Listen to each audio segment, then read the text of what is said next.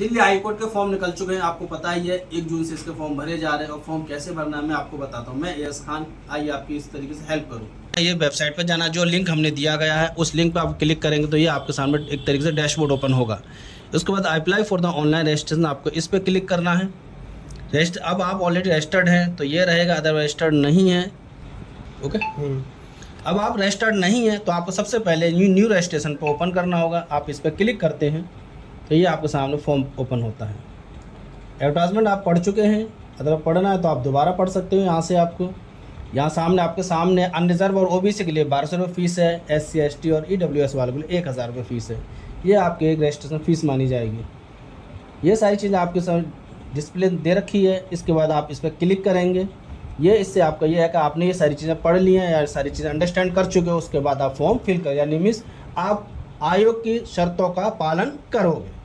Click to proceed करेंगे आप। इसके बाद इस पर क्लिक टू प्रोसीड करेंगे। यहाँ आपका नाम होगा, father name, mother name, date of birth, gender.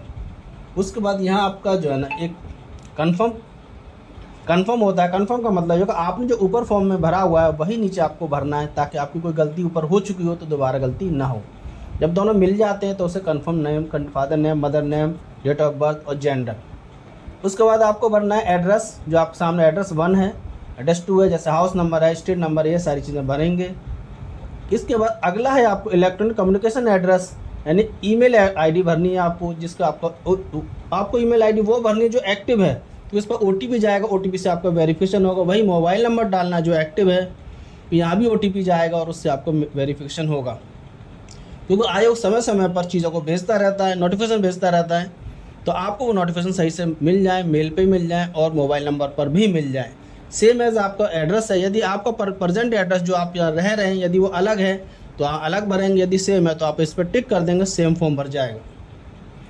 उसके बाद आपको चूज़ द पासवर्ड भरना है, ये सारी चीज़ें, कैप्चा भरना, उसके बाद सबमिट करेंगे इस तरीके से। उसके बाद अगला पड़ाव आएगा, इस तरीके से आप फॉर्म फिल कर सकते हो। फिर भी कोई प्रॉब्लम आती है तो हमारे नंबर नीचे दिए गए, आप हमें कॉल करें, हम आपका पूरा फॉर्म भरवा देंगे।